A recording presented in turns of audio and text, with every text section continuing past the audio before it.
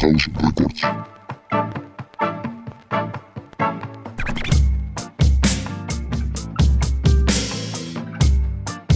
What's up, Sam Martians? Welcome to the Sam Mo Show. I'm your host with the Sam Most Cleveland, and with me today for the inaugural episode is my friend and roommate, Garrett Watkins. Garrett, thank you so much for coming on the show. Thank you so much for having me, man. So, how's your day been, man? I was planning on skipping class this morning, but my girlfriend decided to tell me at 2 a.m. last night that we weren't skipping that class this morning. So I dragged my ass out of bed at 9 a.m. and I really haven't stopped moving since. It's been quite a long day. For those of you who aren't aware of what time we're recording this at, it is 12:45 in the morning. This is Bobcat After Dark. Yeah, this is Bobcat late hours here. Well, it's because we're such busy people. This is the time that works for us. Yeah. Not to mention these rooms are booked out at Alkek during it's crazy, like the afternoon. weeks in advance. Yeah, weeks in advance. Weeks in advance. And I don't know if that's like for our class thing or what, but people are jumping on that. So nobody wants to be in here at 12:45 on a Thursday night. We want to be in here. Because the Sam Mo Show don't The stop. Sam Mo Show. Speaking of students around campus, big news, I guess, around campus today is we have a new president taking office in the fall. Corey Benbow and Tucker Thompson won with 61% of the vote. And I think that's a big deal. I think that's a step in the right direction for student government in general because Benbow is an outsider. And I know him personally. He's a really good guy. And I think having Tucker Thompson as the VP is a really good move because while Benbow has not been in student government, he's done a lot of the student government work already. He's already been that liaison between different student organizations and administrations. So he's going to basically be performing the same roles he has been with student government. And then to handle like the legislative side and the technical aspects, he has Tucker Thompson. He's an experienced senator, and I think that's a good team. And I think it's a pump of fresh blood into student government there. I think it's what we needed. Yeah, for sure. As opposed to who are the other guys running? Plunkett and Torpy? Plunkett and Torpy, yeah. Your girlfriend didn't like Plunkett and Torpy, right? Yeah. They were. It was weird because there was such a split, such a divide in Greek life when it came to Plunkett and Torpy, because they based some of their platform around protecting the Greek community and stuff like that, and they were posting things on their Twitter and everything. They were running like a victim narrative though, weren't they? They really were. They were trying to establish a victim narrative, and don't get me wrong. That can be a successful thing to, kind of build your platform around, but you have to make sure that, the victims are on board with being victimized. You know what I'm saying? Yeah, exactly, because I don't think any frat or sorority wants to view themselves as like, being abused in a sense. Yeah, and I mean, when you really look at it, the punishment that, the Greek community has received in like the past year or so, it was pretty light considering the incident that happened. A kid lost his life from alcohol poisoning. Yeah, and really the only lasting effect on the Greek community is there is more oversight, and guy freshmen can accept bids during their first semester, but it kind of just like feels like a slap on the wrist as compared to what could have happened.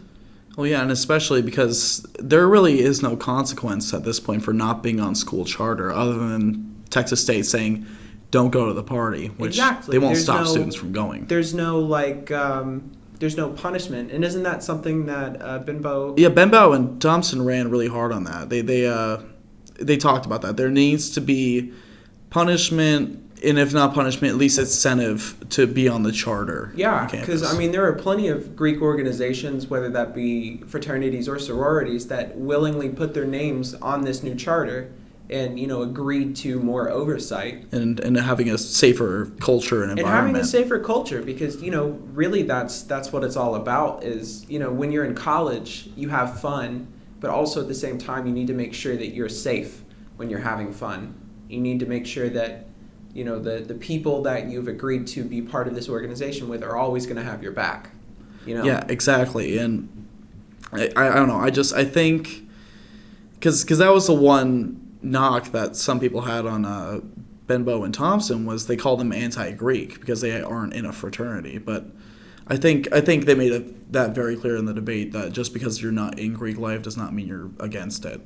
100%. Well, and that was another thing that came up too in the debate. I mean, in my opinion, I think Benbow and Thompson tore Plunkett and Torpy to shreds because I mean they came out swinging hard. I mean, one of the first things I brought up was that despite Plunkett and Torpy both being in student government for an entire semester, they were yet to pass any legislation or even co-sign on anything.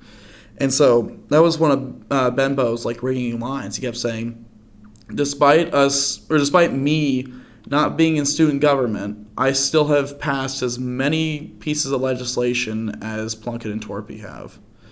And I think that was a good line too. But the other thing too is it seemed like Plunkett and Torpy got away from their values and they didn't really stick to what they were saying in their campaign when it came to the debate.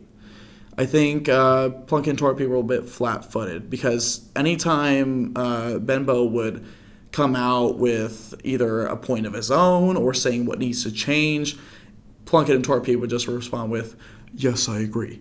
And it wasn't a lot of clash, even though I think they were sort of similar in some regards, but they had different ways of going about it. And I don't think Plunkett and Torpy expressed that well. I mean, however, I like I said, I mean, I think it's a pretty clear consensus for, Benbow and Thompson. However, only like 2,000 something students voted in the election. Yeah. Out of the almost 40,000 that attend this university? Yeah, it's like it's 36,000. I think we're up to. We're the fourth largest university here in Texas. Yeah, and that's a fraction of a fraction. Well, I mean, think about it. Student government. It's like, what do they really do? You know, I hate to be, harping on student government and stuff because I know that you're very involved. Congratulations on getting that senatorial position. Oh, I appreciate it, man. Thank you. Yeah, well done.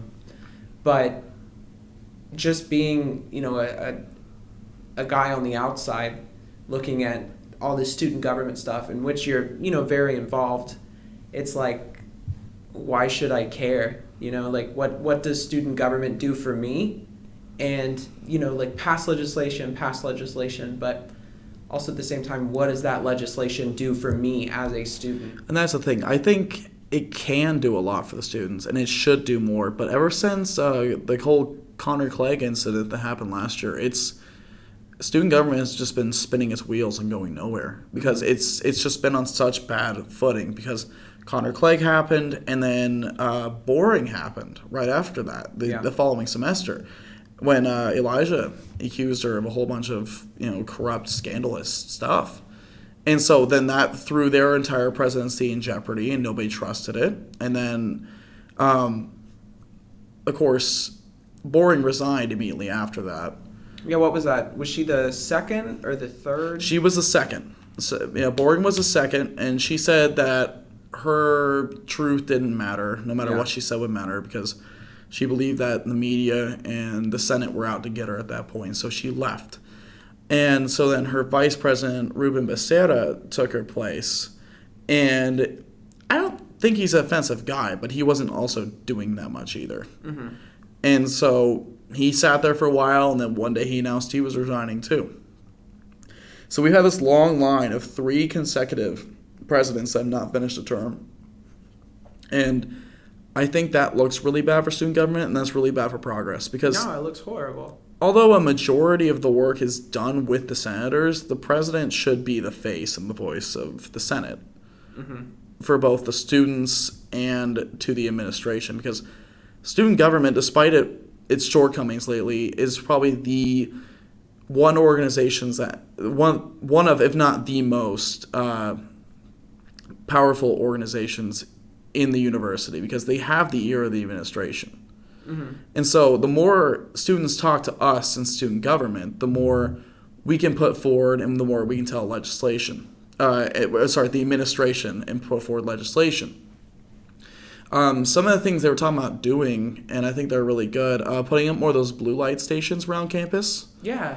To keep it safe. You seen those ones right by the rec center? Yeah, the rec center, and then they have one by the bus stops. Yeah, I think they have one at Flowers too. In front of the UAC. They're talking about adding more of those around campus, and I know one of the pieces that made me happy at least was they opted to put more send and print stations around campus. Thank God. I am so tired of walking my happy ass to either Alkek or one of the, like Flowers or the UAC or something like that, and having to track down like a send and print station. And I think, if I'm not mistaken, I don't know if it's there yet already, because I have a printer in the room, as you know.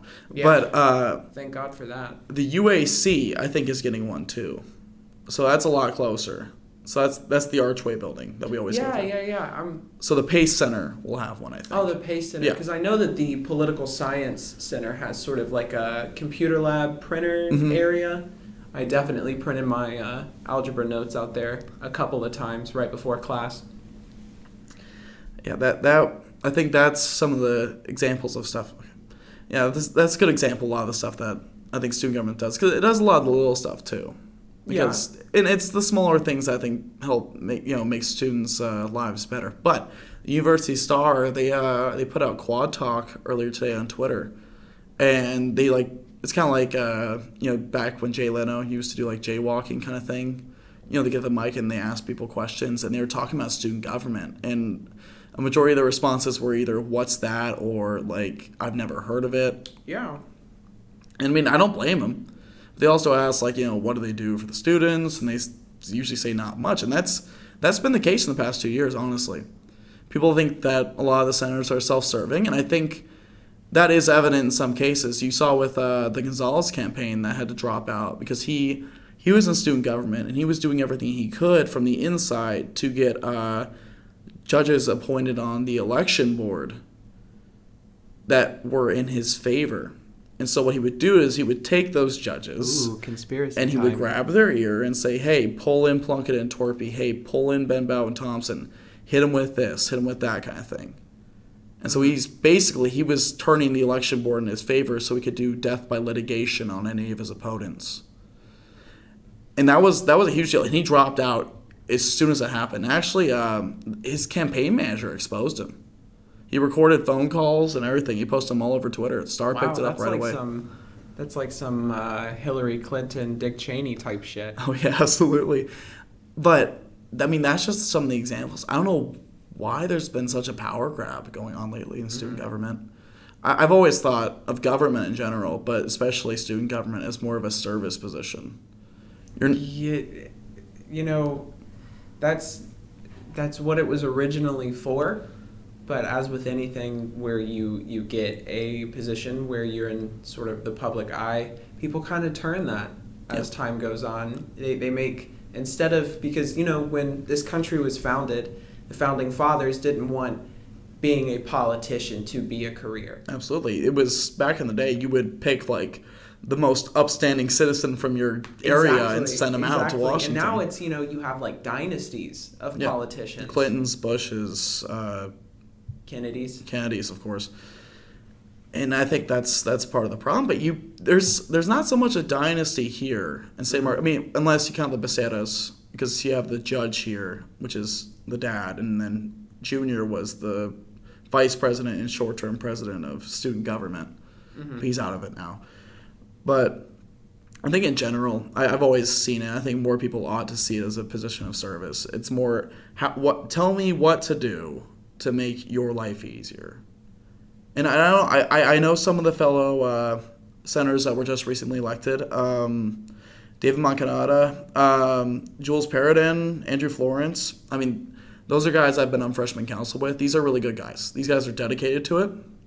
And I think the new class is coming in because, like I said, our freshman council, the first day we sat in on the Senate, those allegations were thrown at Brooklyn.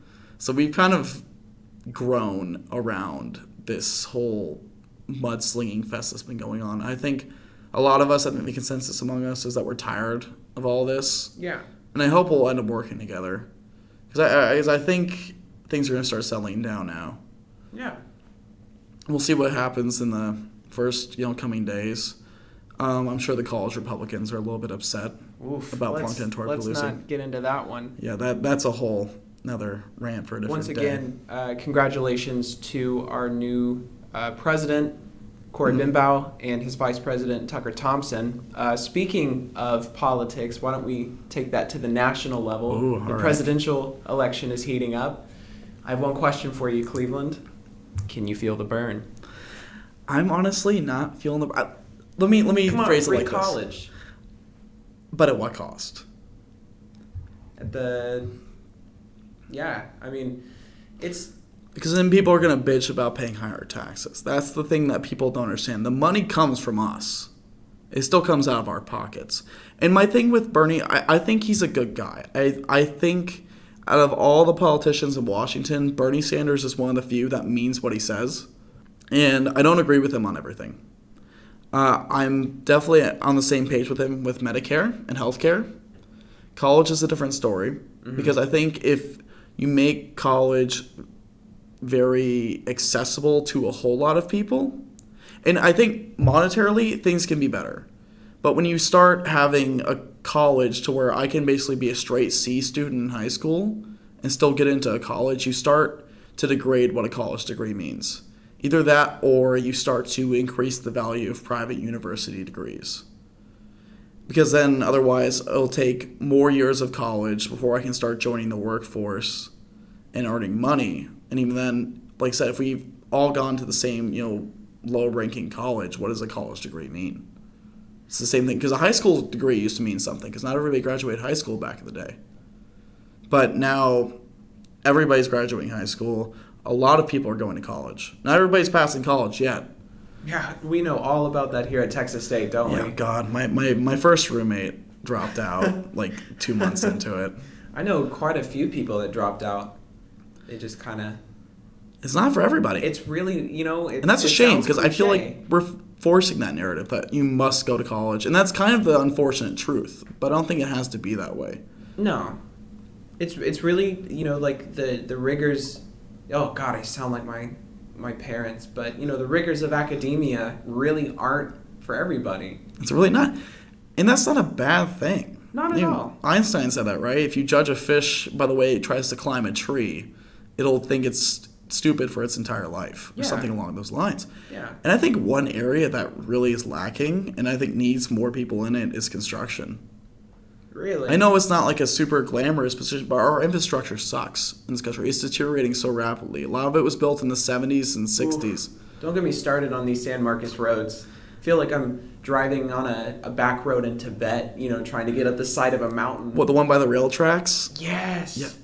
I mean, and there's construction going on around here, but it's not on any of the good stuff. It's never finished. It's never finished, and it's always on more apartment complexes, which it's not bad because you'll have more competition and they can't gouge people for, higher prices. However, the roads here are still lacking a lot, and that's the case across America.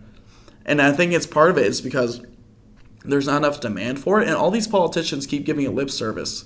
But on both sides of the aisle, they don't mean it. Nobody wants to actually give money to infrastructure. And as soon as our bridges start falling apart, we'll see how that happens. But I'd rather that not happen for us. But I guess we're getting away from ourselves here. So back to Bernie. Yeah. He's not my favorite Democrat running. If I was Bernie, I wouldn't want to run as a Democrat. After what Hillary did to him at the DNC. Oh, dude, they completely screwed him over, didn't they? I think he could have beaten Trump. Really? I think so. Damn, that's a pretty hot take. Because Hillary was very unlikable. Even a lot of Republicans say they don't agree with Bernie, but they like him. Yeah. Because he's been at this since like the 60s. Yeah, he is quite old. I honestly was not expecting him to announce his candidacy for 2020. We'll see if he makes it.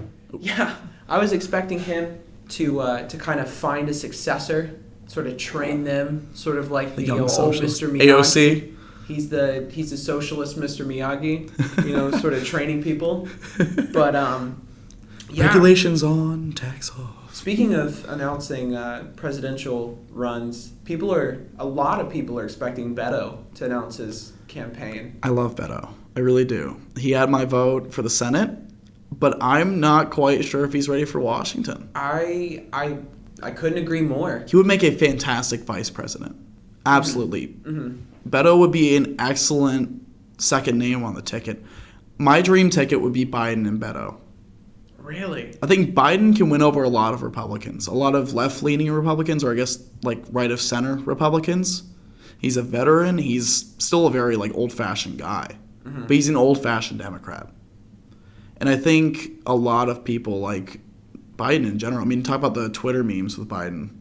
Oh, you remember those? Those were wild. Those were a treat back when our political situation was in hellscape every day. Yeah, we could have memes. But I think a Biden-Beto ticket is my dream. But if Biden and Beto, for some reason, don't want to run, I think third choice for me would probably be Klobuchar from Minnesota. Never heard of him. It's a she, actually. Never heard of her. I'm so sorry, anyone that is listening. Those Klobuchar fans? Die-hard her fan. Ooh. She's from Minnesota. And she was the, I think, first woman elected to the Senate from Minnesota. And she's very Midwestern in a sense, but what I like about her, and people have been trying to hurt her with this, I like it. She's been called verbally abusive by some of her staff. In other words, she chews people out. Reportedly, she threw a coffee mug at one of the people one time. Now that's a little out there, don't you think? I kind of like it.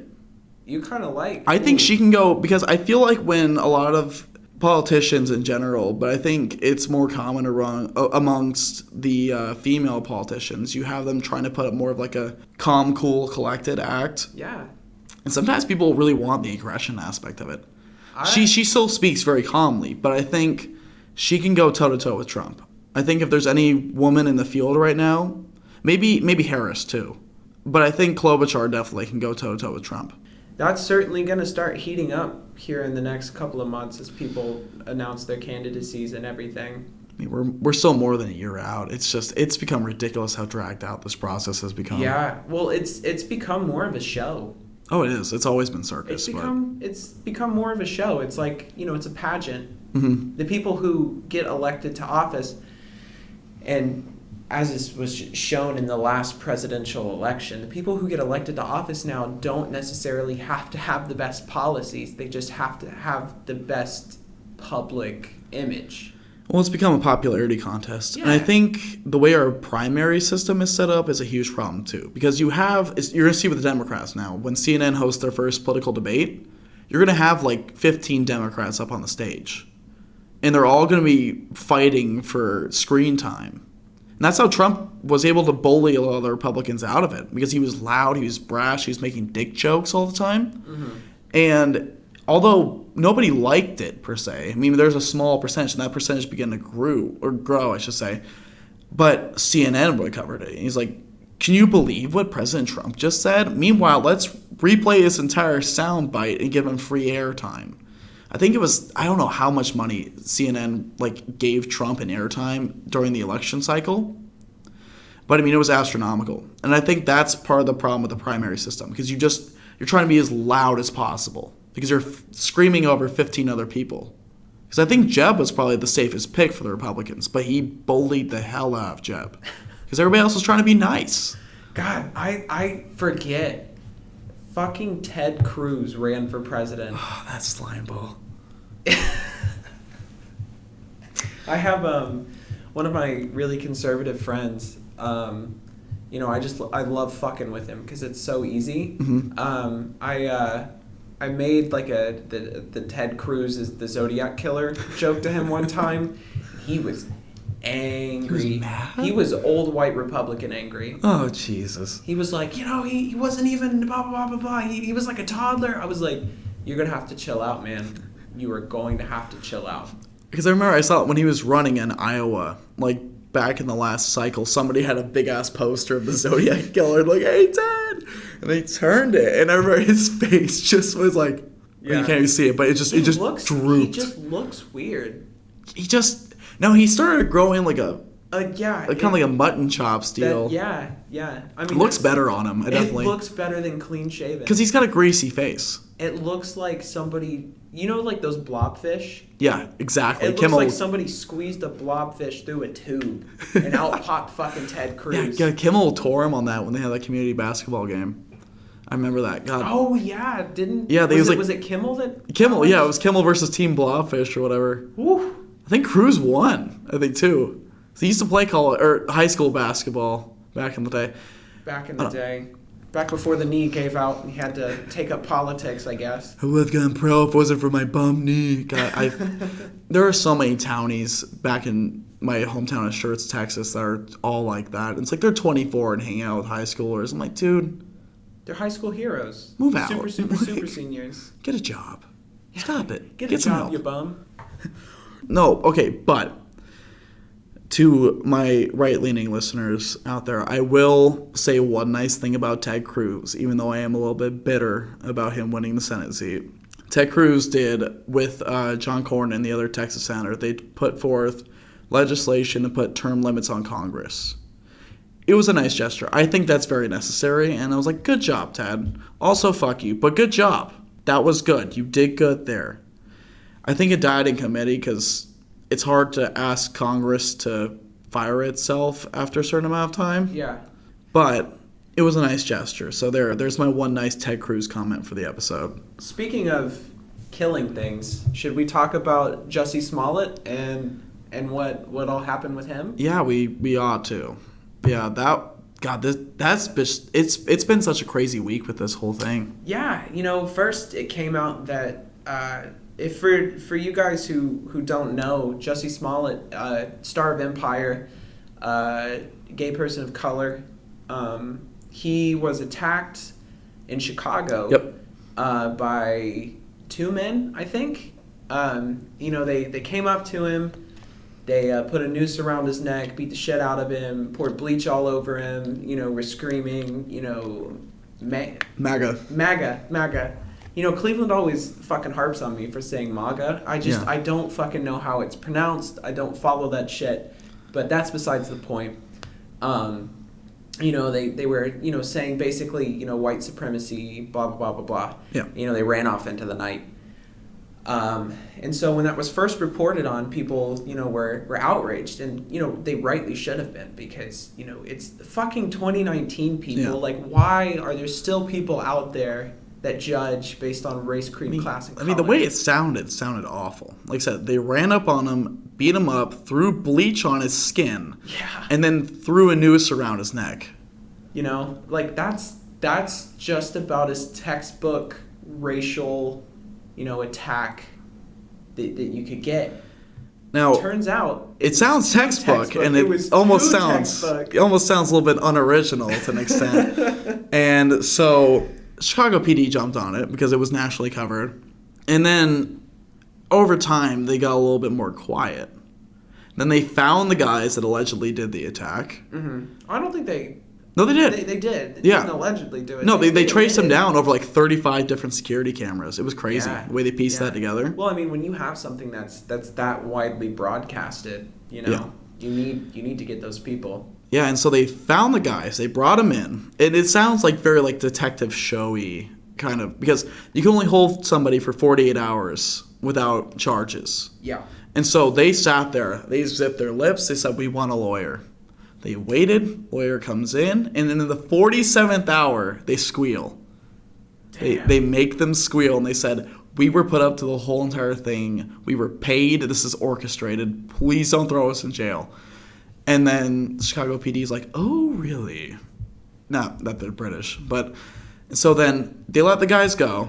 And then they want to bring Jussie back in for more questioning. Uh-huh. They bring him in again. And suddenly his story starts to change a little bit. And then they start... Yeah, I've got the article up on CNN Entertainment. Headline is, Jussie Smollett paid $3,500 to stage his attack, hoping to promote his career. Yeah, that's what Chicago PD said. Ain't that just the shit? Yeah, because he admitted he wanted a salary raise so that would promote him.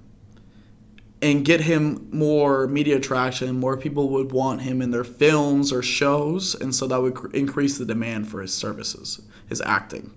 I think that's part of what's wrong in the country too, because I think we've started to adopt the victim narrative in too many ways. You saw it with the frats too.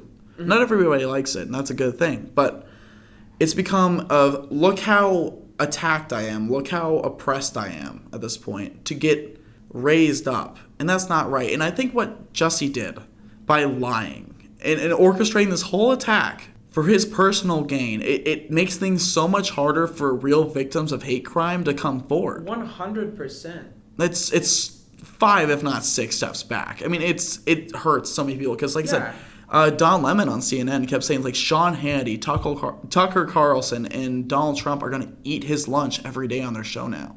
Because anytime anybody's going to cry racism, and it might actually be racism, like, it's just another Jussie Smollett. Yeah, like, don't get me wrong. There is still shit that happens today in America that is, racism, sexism.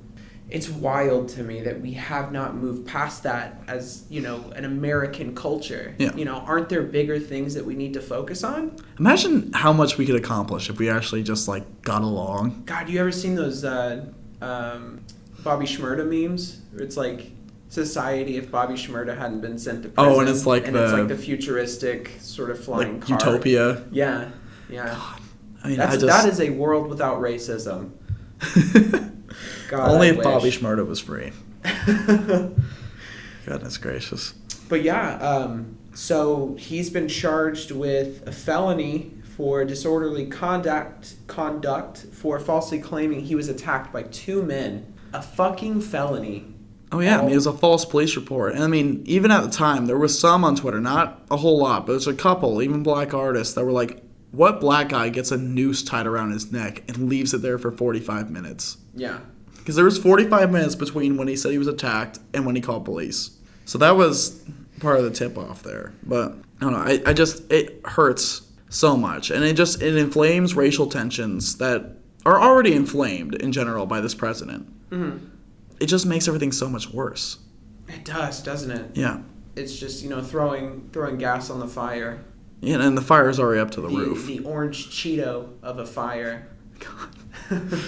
Oh, man. But, speaking of, attacks and shit, some really scary stuff has been happening around campus recently. Oh, God, yeah. We had the 2 armed robberies. Yeah. And then we had the 1 murder of Aaron Jack Peterman. God. It's just in, like, the past 14 days. Yeah, in the past 2 weeks. And the new police chief took over not too long ago. She's got a lot on her plate. I met her, like, back a couple weeks ago. She's a fantastic woman. Yeah. So 2 armed robberies, one on the 13th, one on the 20th of this month.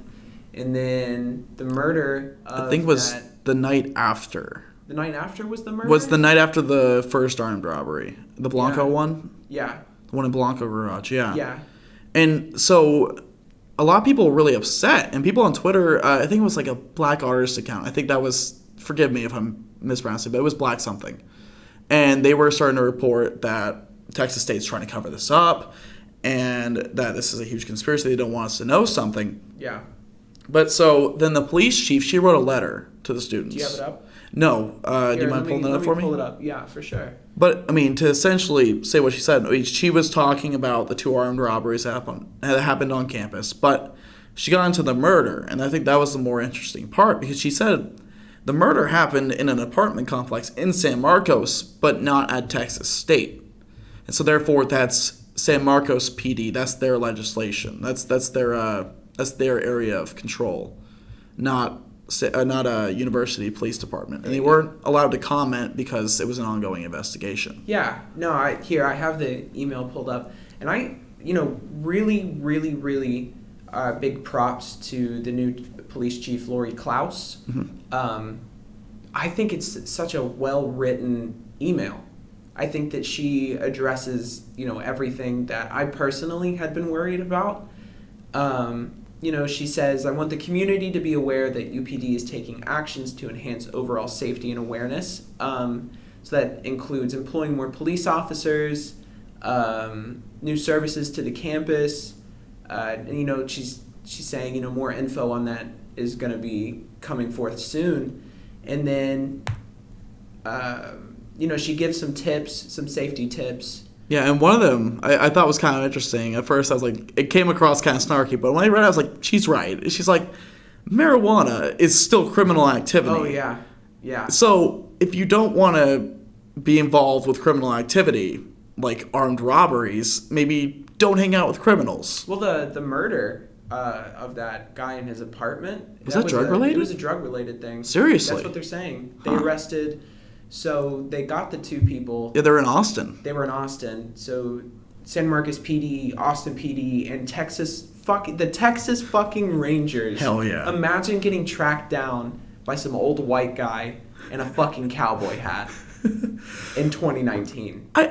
Although it is 2019, I do like how Texas still hangs on to some of its shit. Texas needs to stay Texas. Yeah, the Texas Rangers, that's fucking badass. Yeehaw culture needs to live on.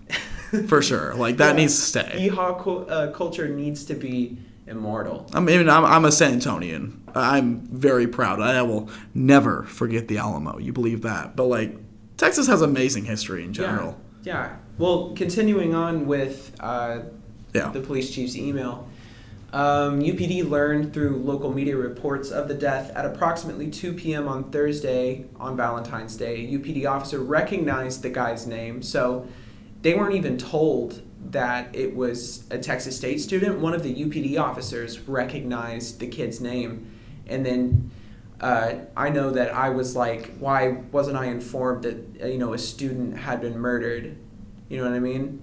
And she addresses that by saying, out of respect for the family, we can't comment on ongoing cases. Exactly. That's like professional stuff. Yeah. It's it's real professional stuff. I just once again, real big props to how she handled that. And if this is any indication on how she's going to handle the rest of her career as the police chief, I'm looking forward to it. Yeah, I think the university is in great hands. I mean, she gave more tips, talked about not walking alone, and she, reiterated the Bobcat Bobby services. I think it's a great service here on campus. I've never used a Bobcat Bobby, but I have been almost hit by a Bobcat Bobby at least 3 times.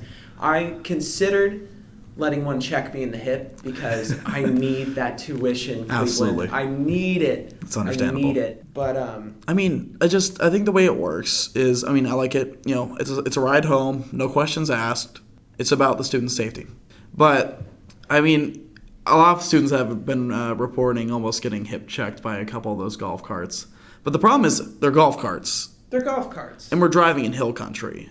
So the brakes aren't built for that. So, I mean, there's only so much they can do, but at the same time, it would come out of our tuition if we want to get better ones. I'm not complaining. The day that I get hit by a Bobcat Bobby is the day that I, am finally at peace with who I am. Oh, ow, my hip, my neck, my ribs. They run over my foot, and I'm like, fuck, my neck. Shit. Mother, is that you? God. Oh, God, is this the light?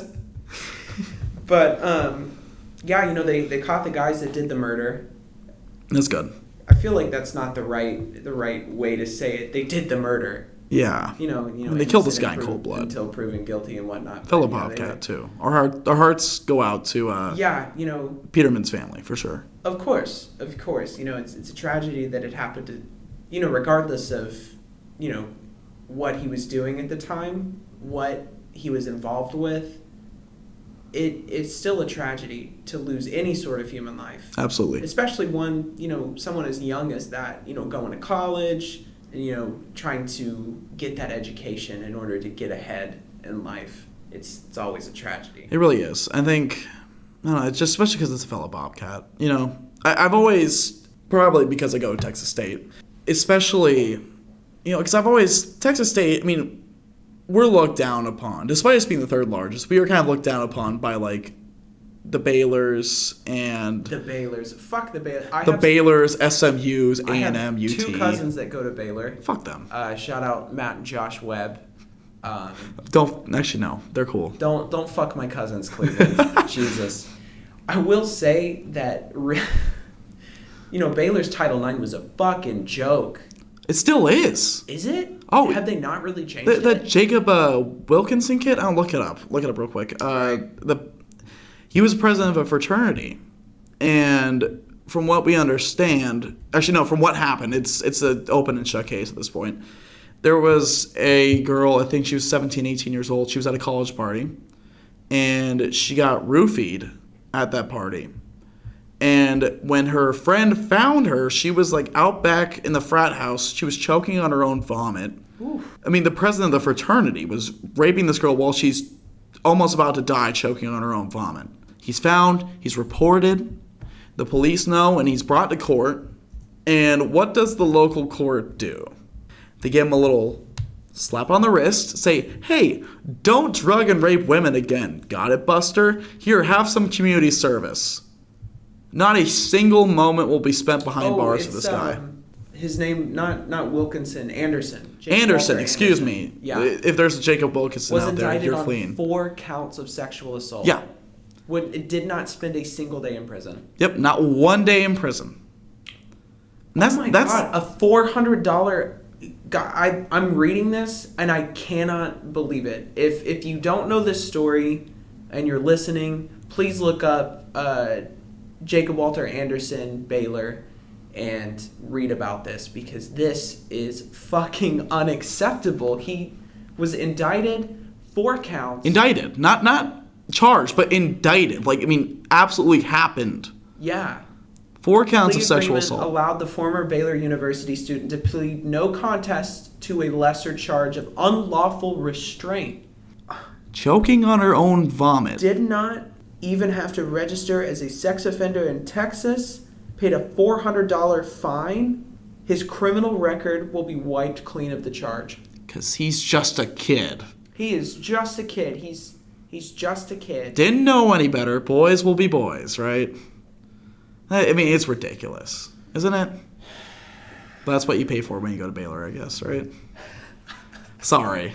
Wow. That was snarky. I apologize. Fucking sending shots over to... But look, I'm tired of all these private colleges acting like they're better than us. I think, if anything, Texas State probably has a more real population than any of these colleges. Yeah. These are real people. This is working class. I think we have a better representation. Of a whole bunch of people. Yeah, 100%. I think that we're a very, very, very diverse campus. I mean, I can go to SMU with Chad, Brad, and Tatum. You know, all these Hitler Youth-looking kids. But I'd rather be in San Marcos. It's a good place to be. It is. It's a great place to be. I love the culture down here. It really is. It's a very nice culture. Yeah, we're a party school because we like to have a good time.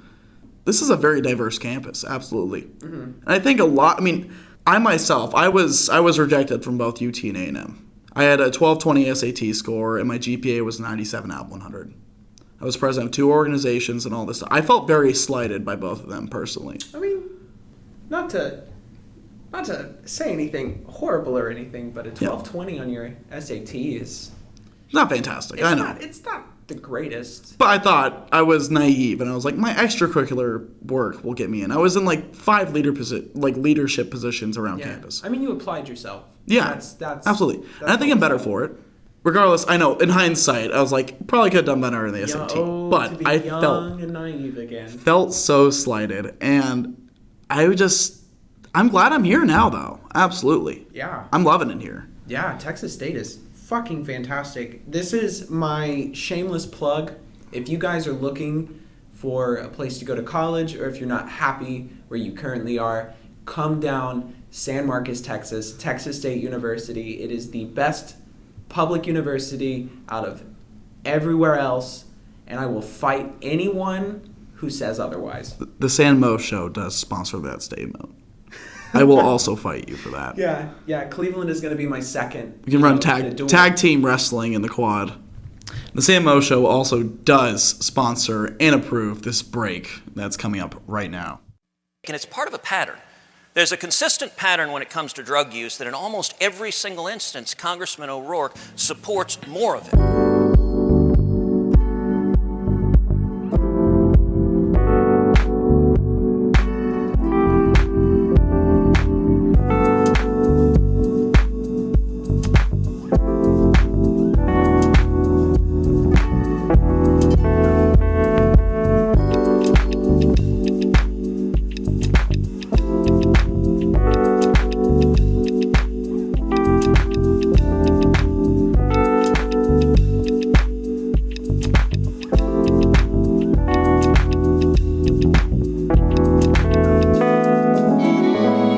And we are back. Garrett, we have just enough time for one more segment. Here at the Sam Mo Show, we always try to listen to fans. We have one piece of fan mail today for you. It's from Kendall Cutshall of Tower Hall at Texas State University. And her question is, what was your favorite toy growing up as a child? Ooh, well, I can tell you what toy I had a love-hate relationship with. What was that? If you guys remember, we were like 8, 9, 10, 11, and that kind of formative era. You guys remember Socker Boppers? Oh, fuck. Here, I'm going to pull up a picture of them right now. Socker Boppers. Socker Boppers. Socker Boppers. Oh, yeah. They took... That theme song was a banger. Holy shit, you can still buy Socker Boppers. Really? Oh, yeah.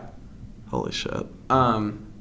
Anyways, Socker Boppers. You know, we could buy some because our roommate agreement contract says that any disagreement will be handled with fisticuffs. We could get Socker rock the Boppers? shit out of each other.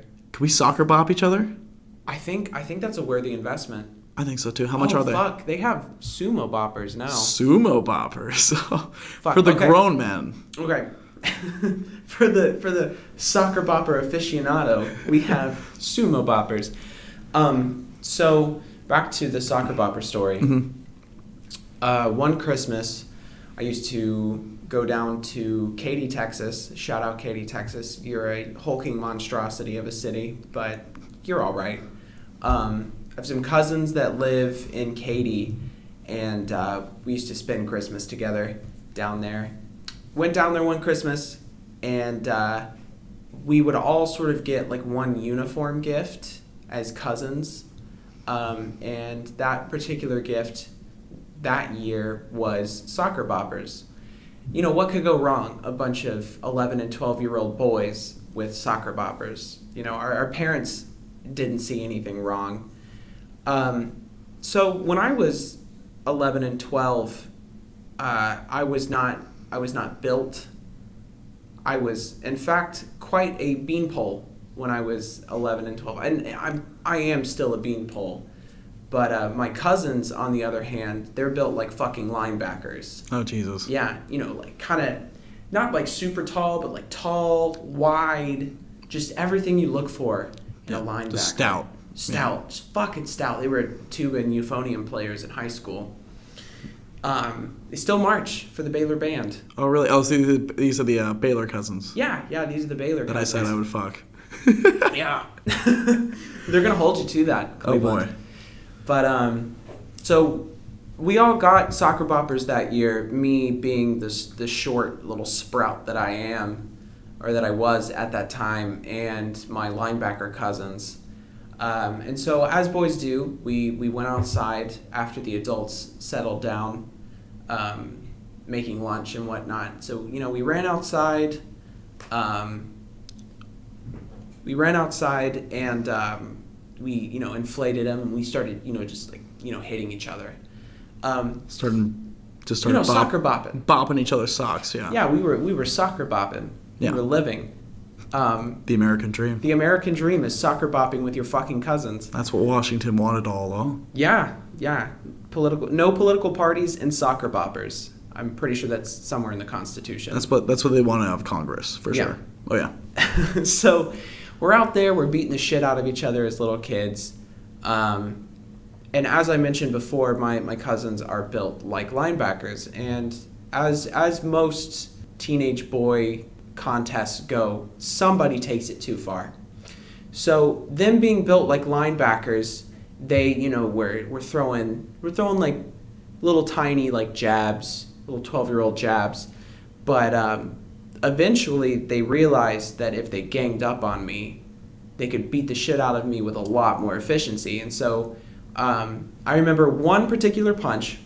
My cousin Matt had his Socker Bopper inflated all the way, and he reared back. It was a beautiful punch, really. Even Mike Tyson would be proud of this. Oh, wow, so really? he reared back, he had his feet planted, twisted his hips, full inflation, came around, haymaker, right? Oh, shit. A beautiful fucking haymaker. I'm talking like, you know, twisting the hips, throwing the shoulder. Camera flashes everywhere. Yeah. Like a real honest to God haymaker. And he clocks me right in the head. And, it was almost like I was in a cartoon. I did like the spin and then I fell. He hit me so fucking hard that his Socker Bopper popped. Yeah. Wow. Yeah. So, I'm, not unconscious at this point, but I'm fucking dazed. Yeah. I just got my shit rocked by a Socker Bopper. Yeah. And so my cousins really didn't know what to do with me because they were 12. They were like, oh shit, we just killed our cousin. And so what they did is they like carried me over to like this tree house that they had. And they hoisted me up in the tree house. They put me in the tree house and they shut the door and they left. So there I was, in and out of dazed consciousness. How tall is that treehouse? It was maybe like 6-7 feet off the ground. Seems like a lot of work. It's a lot, yeah. Especially to hoist and barely conscious Garrett. They were, now that I'm thinking about it, it's a little fucking sus how they just managed to stuff me in a treehouse at 12 years old. Anyways, I finally get up and I'm like, ooh, all right, going for lunch. This is gonna be great. I'm 12 years old. I fucking shake off whatever ailment that I had at the time, and so I'm going, and I sit down for lunch, and my cousins are looking at each other. They're like, "You better not fucking say anything. Don't say we got another fucking Socker Bopper waiting for you after lunch. Don't say a goddamn word. Don't say a goddamn word. You're not a fucking rat, are you? Otherwise, you get the bop. You get the fucking bop again. You hear me, don't want Tony? the fucking bop. I bopped my brother last week. I have no more boundaries. I will bop at will. I'm a loose fucking cannon, Garrett. I'm a loose fucking cannon. But so we go through lunch. I was still kind of dizzy throughout the entire thing, but I ate lunch because I was fucking 12. I was starving. Yeah. And so afterwards, I'm talking to my grandma, and I'm still really, really, really dizzy, and I get up to leave the lunch table, and as I get up to leave, I'm like, oh no. And so I turn to say something to my grandma to the effect of ugh, I don't feel so good, but it came out as like just a fucking stream of vomit. Word salad? Yeah, word salad, only it was actual salad. It was actual food that was coming out of my mouth. Yeah. And so I threw up all over my grandma, and my grandma had like this little tiny yappy dog, little rat dog. And the rat dog, my grandma, bless her soul, may she rest in peace wherever she is. She was, very kind about it. She didn't really freak out a whole lot. But, her little yappy dog came over and started just, like licking at the throw up that was all over it. And I'm so sorry for those of you that are listening to this that have a very weak stomach. I apologize, but this is my Socker Bopper story. Yeah. And this is my story. I'm living it. But so the yappy dog starts licking up the throw up, and at that point I just decide that I'm gonna go lay down on the couch and I sleep it off. So that is my very long-winded answer to what was your favorite toy growing up. Thank you for the question, Kendall. And make sure to email us at sammoshow@gmail.com, and we'll probably end up getting around to your mail on the next podcast. Please, for the love of God, email us. We're desperate. Talk to us, please. Talk to us. Our own parents don't love us anymore. We've given up everything for this podcast. These are our last dollars. Well, I think that's all the time we have for today, Garrett. Thank you so much again for coming on the show. Of course. Remember, pick up your trash. Don't litter. Please keep our river clean. And make sure to follow us on Twitter at @SamMoShow if you want sand more of what we're offering here. And I'll make sure to see you in the next one.